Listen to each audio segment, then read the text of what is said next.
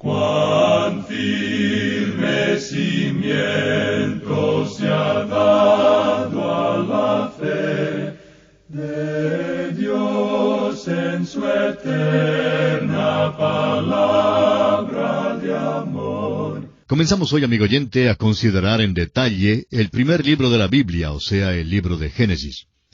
Como dijimos en nuestro estudio anterior, hemos dividido este libro en dos secciones mayores. La primera sección comprende los capítulos 1 al 11, y la segunda sección comprende los capítulos 12 al 50. En los primeros dos capítulos de la primera sección tenemos la historia de la creación. En primer lugar, como ya hemos visto, está la creación del universo, la catástrofe de la tierra y la restauración de la tierra. Ahora, en el capítulo 2 tendremos la creación del hombre, pero aquí tenemos la historia de la creación presentada brevemente y con exactitud en un solo versículo. Es el versículo 1 del capítulo 1 de Génesis, donde leemos: «En el principio creó Dios los cielos y la tierra». Con toda franqueza, amigo oyente, esta es una de las declaraciones más profundas que se haya expresado. Creemos que eso es todo lo que tenemos de la creación misma, con la excepción del relato de la creación del hombre y de los animales, que se hace más adelante en este mismo libro de Génesis. Pero esta es la narración de la creación, y admitimos que realmente es muy breve. Pablo Bellamy, quien fuera editor de un diario en Cleveland, en el estado de Ohio, Estados Unidos, hacía una ronda una noche por los escritorios de los reporteros, y notó que uno de ellos escribía un relato largo de un hecho que, a su parecer, tenía muy poca importancia. Le dijo al reportero: «Abrévielo.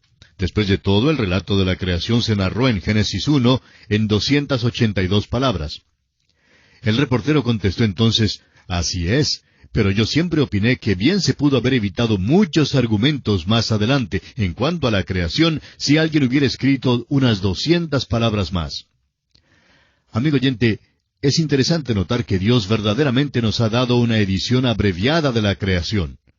Surge entonces la pregunta: ¿qué tenía Él en mente cuando nos dio esta sección en particular? ¿Cuál era el propósito del autor aquí? ¿Fue su propósito enseñar geología? Bueno, permítanos decir que hay mucha controversia y desacuerdo en cuanto a esto, como vamos a ver hoy en nuestro estudio.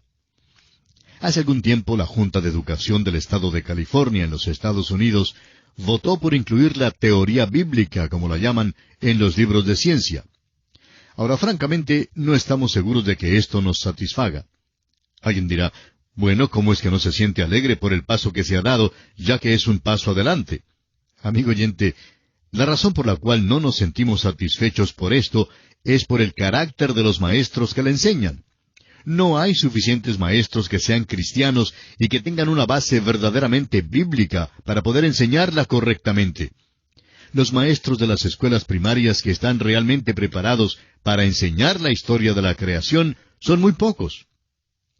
El doctor Ralph Girard, profesor de biología y decano de la división de postgraduados de la Universidad de California en Davis, hizo el siguiente comentario según la prensa: ¿debe un curso científico sobre la reproducción mencionar también la teoría de la cigüeña? Bueno, para beneficio de este profesor, lo más interesante es que la teoría de la cigüeña no se menciona para nada en la Biblia. En cambio, el relato de la creación sí se menciona. Su comparación no se justifica en ninguna manera, porque la Biblia trata de este asunto de la procreación en una forma muy literal. Y si usted lee su Biblia con cuidado, nunca hubiera tenido en su mente el punto de vista de la teoría de la cigüeña. La declaración del Dr. Girard revela una actitud muy antagónica hacia la Biblia. Opinamos que este hombre probablemente sabe muchísimo en cuanto a la materia de biología, pero muy poco en cuanto a la palabra de Dios. Creemos que eso es muy obvio al escuchar el tipo de declaración que él ha hecho. Ahora, al llegar aquí a este primer versículo del capítulo 1 de Génesis, debemos reconocer que este problema del origen provoca más controversia violenta, teorías insensatas y amplio desacuerdo que cualquier otro. Siempre hay la inclusión de la hipótesis del hombre, y como resultado hay una babel de voces que ha sofocado la clara voz de Dios. En realidad, hay dos grupos extremos que han empañado el asunto y han dividido las aguas del entendimiento con sus suposiciones y afirmaciones dogmáticas. Un grupo se compone de los científicos arrogantes que asumen que la evolución biológica y filosófica es la verdad indisputable. Su presunto axioma es los ciertísimos hallazgos de la ciencia. Veremos eso dentro de un momento. El otro grupo se compone de los teólogos jóvenes y orgullosos que se atribuyen el superconocimiento de que ellos han descubierto cómo es que Dios lo hizo. Describen y hablan eruditamente acerca de alguna teoría ingeniosa que reconcilia la ciencia con la Biblia.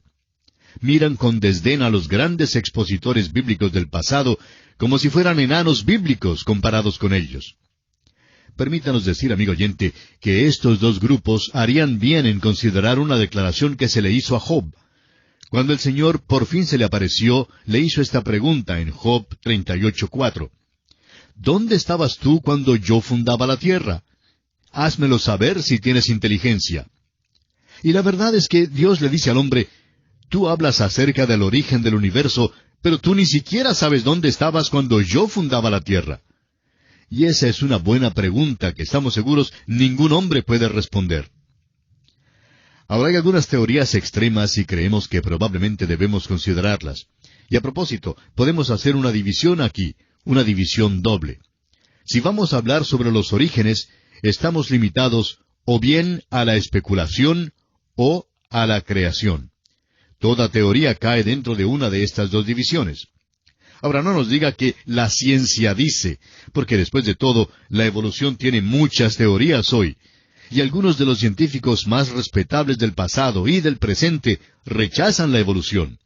De modo que usted no puede presentarla como una declaración científica, como cuando se afirma que 2 más 2 son 4. Luego hay el relato de la creación en Génesis capítulo 1, y eso a propósito hay que aceptarlo por la fe. Es muy interesante que Dios lo hiciera así. Es la única manera en que puede ser aceptado. El escritor a los Hebreos lo expresó de esta manera allá en el capítulo 11 de su carta. Es pues la fe la certeza de lo que se espera, la convicción de lo que no se ve, porque por ella alcanzaron buen testimonio los antiguos. Por la fe entendemos haber sido constituido el universo por la palabra de Dios, de modo que lo que se ve fue hecho de lo que no se veía. Así es que el gran problema todavía permanece hoy. ¿Cómo pasó de la nada a hacer algo? La única manera en que uno lo puede saber es por la fe o por la especulación. Y permítanos decirle que la especulación no tiene nada de científico. Observemos ahora algunas de las teorías, y es bastante interesante notarlas. Hay quienes dicen hoy que debemos aceptar la respuesta científica. Y a ellos les preguntamos, ¿cuál es la respuesta científica? ¿De qué ciencia hablamos? En el año 1806, el profesor Lyell dijo que el Instituto francés enumeró no menos de 80 teorías geológicas que eran hostiles a las Escrituras, pero que ninguna de esas teorías se afirmaban hoy en día. Y eso es muy interesante. A muchos nos enseñaron unas teorías en las escuelas, las cuales ni siquiera se enseñan hoy en día. Por ejemplo, hubo un tiempo cuando se afirmaba que el sistema tolemaico era el correcto. Y amigo oyente, esa teoría contradecía el libro de Génesis. Pero no creemos que haya un científico respetable en nuestro tiempo que mantenga ese punto de vista tolemaico. Luego hubo el sistema científico newtoniano. Por años los científicos del mundo sostenían ese punto de vista y decían que contradecía la Biblia, y así era. Pero ¿sabe usted que hoy han descartado ese sistema newtoniano? Comenzaron luego a enseñar la hipótesis nebular. Enseñaban que la materia es indestructible. Eso fue antes del advenimiento de la bomba atómica, por supuesto. Pero ahora todo eso ha sido descartado. De modo que cuando alguien dice hoy que quiere mantener un punto de vista científico en oposición al relato del Génesis, quisiéramos preguntarle, ¿a cuál ciencia se adhiere usted? ¿Y sabe usted que lo que es ciencia hoy puede que no sea ciencia mañana? Dicen que esos libros cambian cada 10 años, y que la mayoría de ellos cambian cada 5 años. La verdad es que debemos considerar cuál fue el propósito de Moisés al escribir este libro. creemos que Él se reiría de toda esa confusión que ha resultado hoy en cuanto al relato de la creación. El apóstol Pablo nos dice el propósito de la Escritura. Él dice en su segunda carta al joven Timoteo, en el capítulo 3, versículos 16 y 17, «Toda la Escritura es inspirada por Dios y útil para enseñar, para redarguir, para corregir, para instruir en justicia, a fin de que el hombre de Dios sea perfecto, enteramente preparado para toda buena obra». ¿Cuál es entonces el propósito de la Escritura? El propósito es instruir en justicia.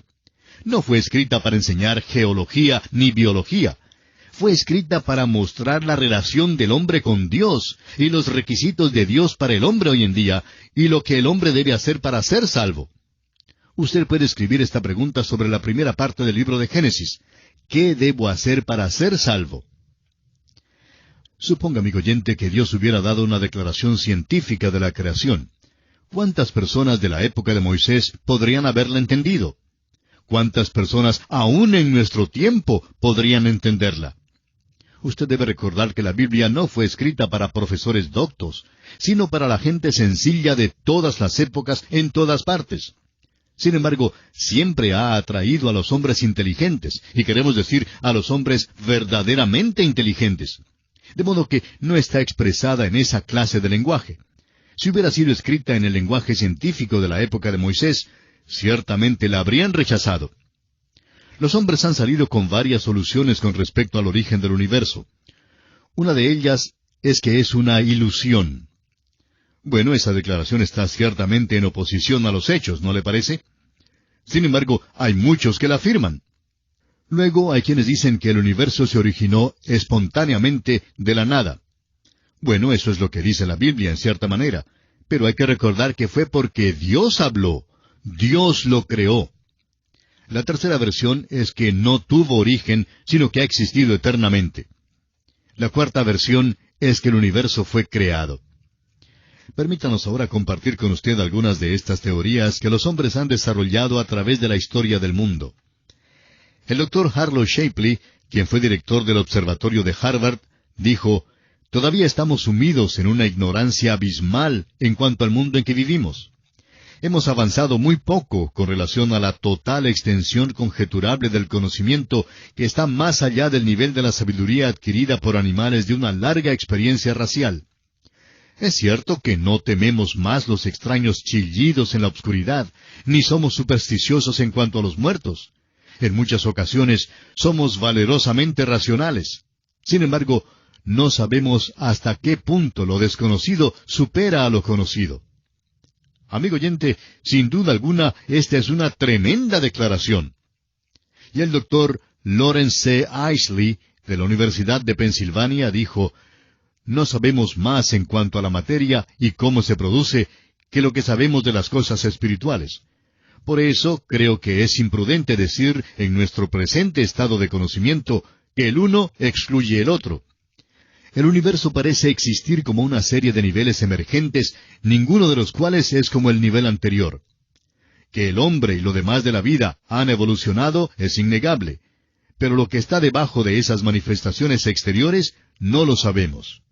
Y añade el doctor Eiseley, «Yo quisiera poder contestar su pregunta, pero el cubrir mi ignorancia con palabras grandes no sería provechoso ni para usted ni para mí». Veamos también algunas declaraciones tomadas de la prensa.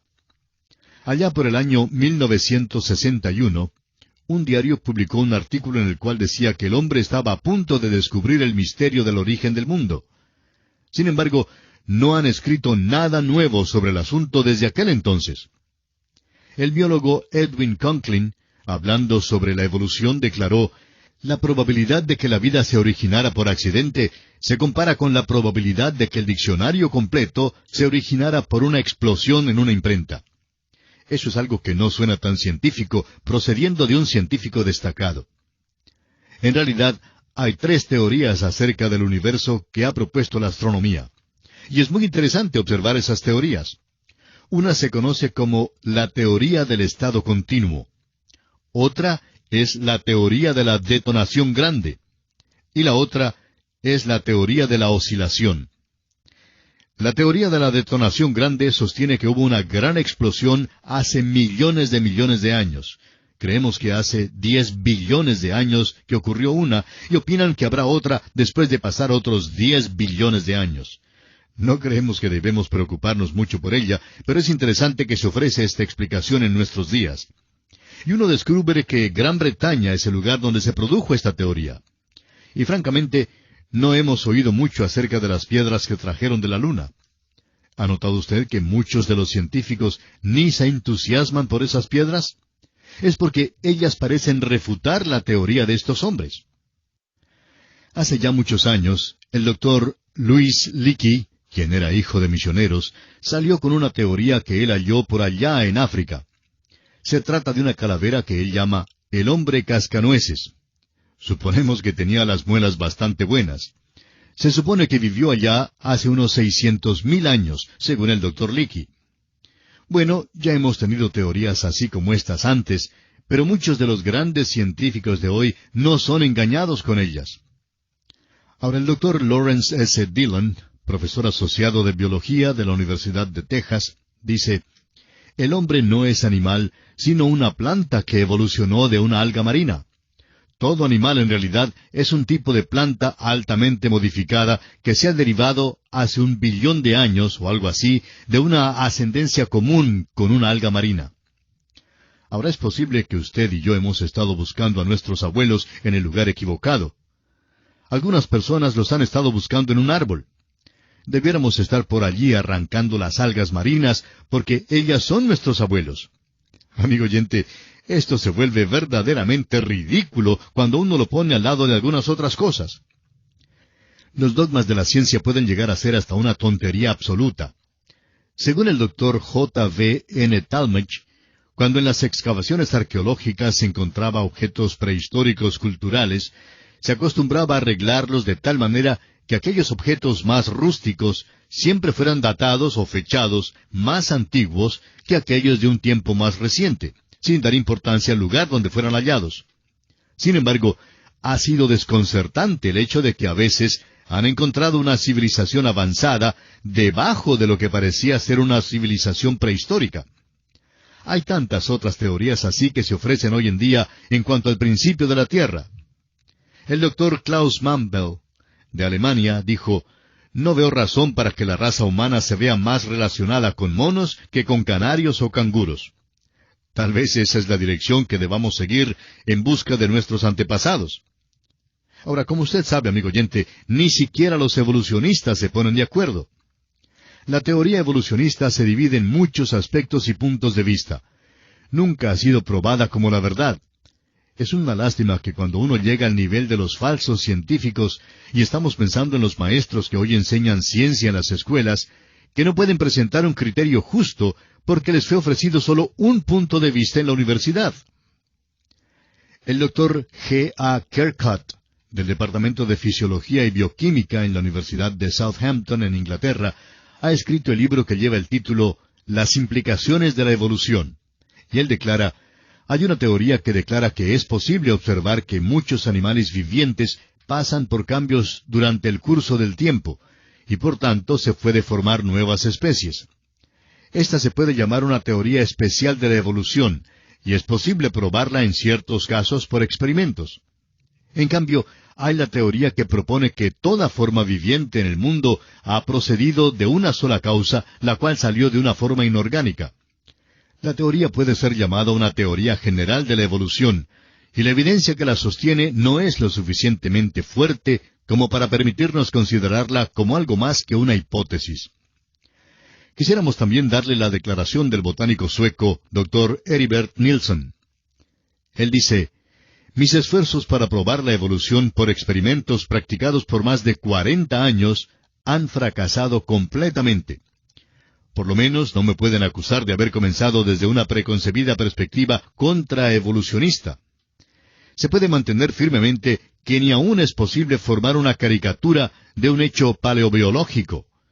La materia fósil está tan completa ahora que ha sido posible construir nuevas clases, y la falta de series transitorias no se puede explicar como debido a la escasez de materia. Las faltas son verdaderas y nunca se llenarán. La idea de una evolución se apoya en pura creencia. Esta declaración nos está llevando a la esfera de la religión. Y amigo oyente, si usted es evolucionista, tendrá que aceptar la evolución por la fe. La evolución es simplemente especulación, y siempre lo ha sido. Pero lamentablemente muchos la han aceptado como un hecho veraz. Ahora hay un grupo de teólogos, casi todos jóvenes, que no quieren que los llamen oscurantistas intelectuales, de modo que han adoptado lo que se conoce como la evolución teísta.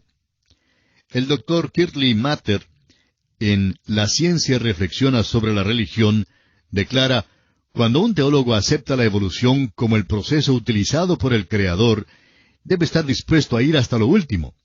No solo es un proceso metódico, sino un proceso que continúa. La edad de oro para el hombre, por si acaso hay una, queda para el futuro y no tuvo lugar en el pasado.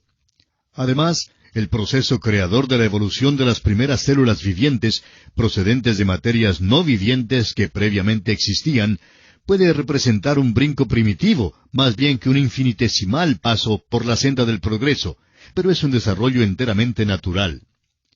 Permítanos decirle, amigo oyente, que no es posible. Es un dogma irrazonable.